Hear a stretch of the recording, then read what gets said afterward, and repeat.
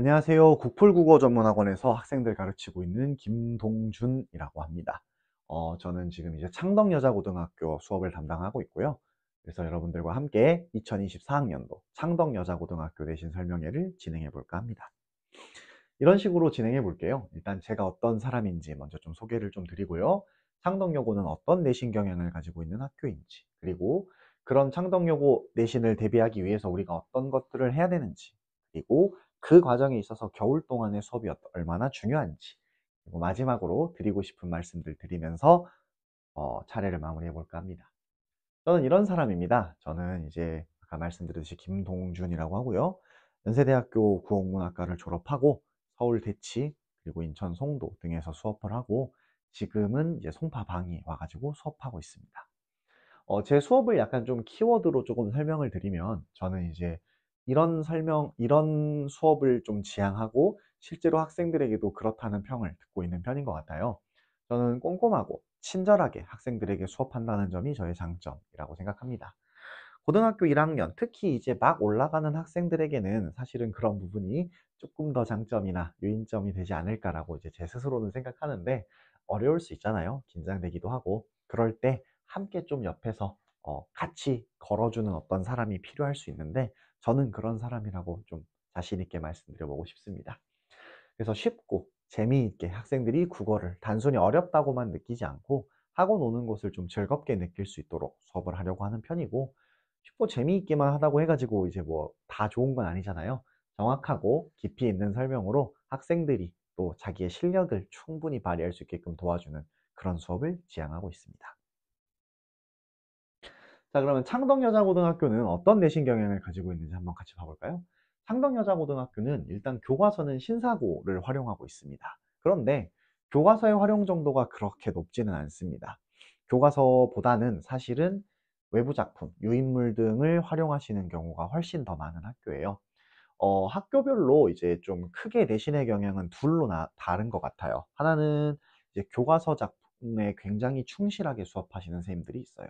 그래서 이런 선생님들은 뭐 선택지의 외부 작품도 끌어오시지 않고 그냥 진짜 교과서에 있는 것 그 자체만 꼼꼼하게 확인했는지를 내시는 선생님들이 있고, 그것보다는 좀 더 거시적으로 이제 다른 외부 작품들, 모르는 작품들을 감상할 수 있는 능력이 있는지를 물어보시는 선생님들이 있는데, 이제 마침 제가 담당하고 있는 학교들이 대부분 다 후자의 학교에 해당합니다. 그런 학교들은 자기가 처음 보는 작품들이 튀어나올 수 있는 만큼 사실은 어떤 경향을 말씀드리기 조금 어려운 포인트들도 있고, 그리고 이따가도 말씀드리겠지만 이런 학교들일수록 사실은 내신 과정보다는 어떤 본격적으로 국어에 대한 기본적인 실력을 기르는 정규 과정에서의 중요도가 조금 높아진다고 생각되는 경우도 있거든요. 그래서 조금 꾸준하게 오래 수업을 듣는 학생들일수록 자기의 기본적인 실력이 늘어나고, 그래서 이런 외부 작품들에 적응할 가능성이 높은 그런 어떤 스타일이라고 말씀드릴 수 있겠습니다.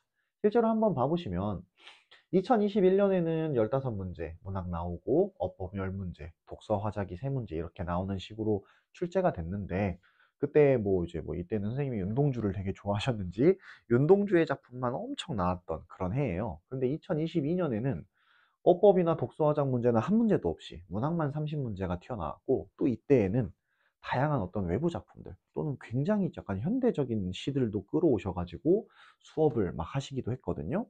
그리고 이제 올해 같은 경우에는 문학이 21문제, 그 다음에 어법 5문제, 독서화작 3문제 이런 식으로 나왔는데, 거기서 좀 특이한 거는 높임 표현이 문제가 좀 출제가 됐어요. 이것은 아마도 모의고사 문제 같은 것들이 이제 시험 범위에 포함되기 때문에 그것이 이제 끌려온 것이 아닌가라는 생각이 드는데, 그런 걸 보면 벌써 이렇게 3년만 보더라도 사실은 시험 범위가 굉장히 차이가 나는, 그래서 뭔가를 대비하기 조금 어렵게 느껴질 수 있는 그런 학교라고 생각이 듭니다. 그런 학교일수록 사실은 학생 개개인의 어떤 능력도 당연히 중요하겠지만 옆에서 이런 것들을 잘 도와주고 무엇을 공부하면 좋을지 이끌어 줄 수 있는 어떤 학원의 도움이 굉장히 필요한 그런 학교라고 말씀드릴 수 있겠습니다.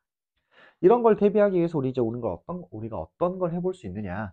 당연하게도 일단 가장 기본은 확실하게 교과서 내용을 이해하는 걸 거예요. 교과서나 유인물, 선생님이 수업 때 나가시는 작품들, 이것에 대한 기본적인 이해는 당연하게도 중요하겠죠? 이런 것들을 꼼꼼하게 이해해 나가는 것, 그것이 일단 가장 첫 번째로 중요한 포인트입니다. 그리고 학생들은 이제 기본적인 개념이나 어휘에 약점을 보이는 경우가 굉장히 많거든요. 이런 기본적인 개념이나 어휘부터 시작해서 심화된 개념, 연관 작품까지 꼼꼼하게 점검해 나갈 수 있도록 하는 게 우리 이제 내신 대비 기간의 가장 핵심적인 포인트가 될 거예요. 결국 기본이 가장 중요한 거니까.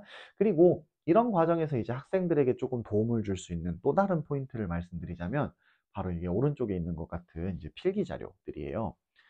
선생님들이 이제 수업 때 나가시는 내용이나 이런 것들을 제가 이제 총 정리해 가지고 학생들이 쉽게 볼 수 있도록 제공합니다. 이것은 어 사실 저는 두 가지의 큰 어떤 목적이 있다고 봐요. 첫 번째는 앞반에선 이야기하셨던 내용을 뒷반에서는 선생님이 말씀하지 않으시는 경우도 있어요.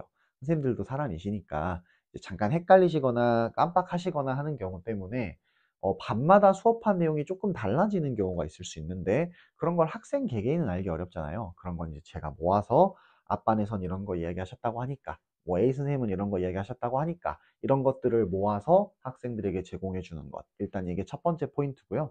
그다음에 이제 두 번째는 필기를 이렇게 좀 꼼꼼히 하는 걸 좋아하는 학생들이 있어요. 그런 학생들은 그거에 좀 심취해 가지고 가끔 이제 수업 내용을 놓치는 경우가 가끔 있거든요. 그럴 때 학생들이 놓치지 않도록 만약에 조금 적을 게 길다면 당연히 이런 필기하는 거 적극적인 공부고 너무 좋잖아요. 그렇지만 이거에만 너무 시간을 뺏기지 않도록 필요한 내용들은 야, 이거 어차피 내가 교재해 줄 테니까 일단 수업 따라와 라고 말할 수 있도록 필기한 자료를 제공합니다. 그리고 또 다른 거는 이제 수업 녹화 영상인데요. 학생들이 이제 수업 시간에 피곤해 잠깐 졸거나 혹은 한번 들었는데 너무 어려워서 또 들어보고 싶거나 이런 일이 있을 수 있어서 저는 늘 이제 수업 일주일에 한 번씩은 꼭 녹화를 해 놓거든요. 이 수업 녹화된 영상을 학생들에게 제공해서 학생들이 자기들이 원하는 내용을 다시 볼 수 있도록 해주고 있습니다.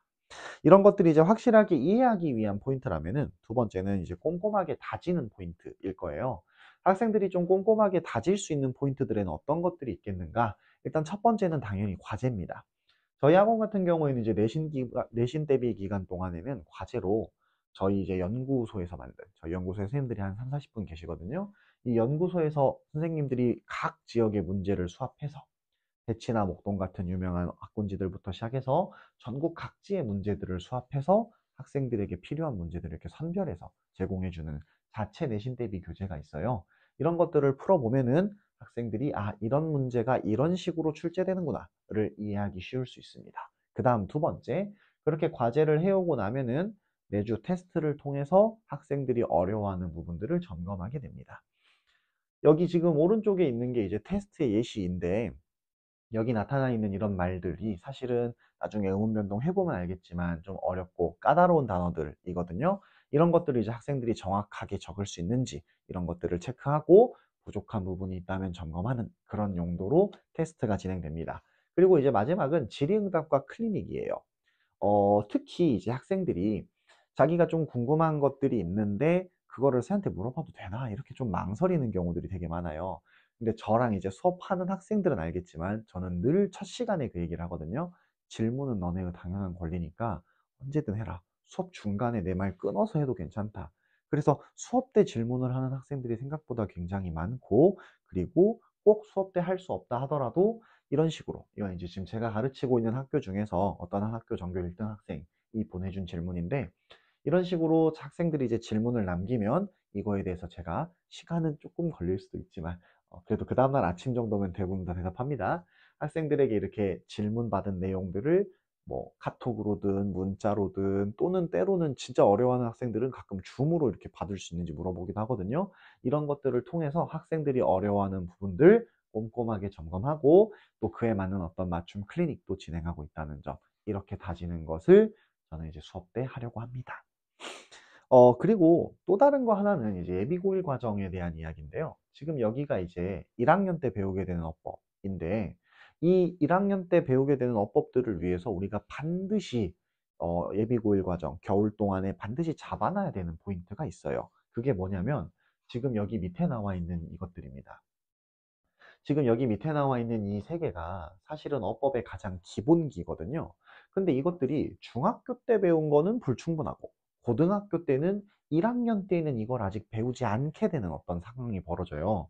그래서 이거를 반드시 고등학교 1학년 올라가기 전에 사람들이 공부해 놓고 넘어가야 됩니다. 사실은 정 시간이 안 되고 부족하다면 이 두 개는 우리가 반드시 조금 알아놓고 넘어가야 되거든요.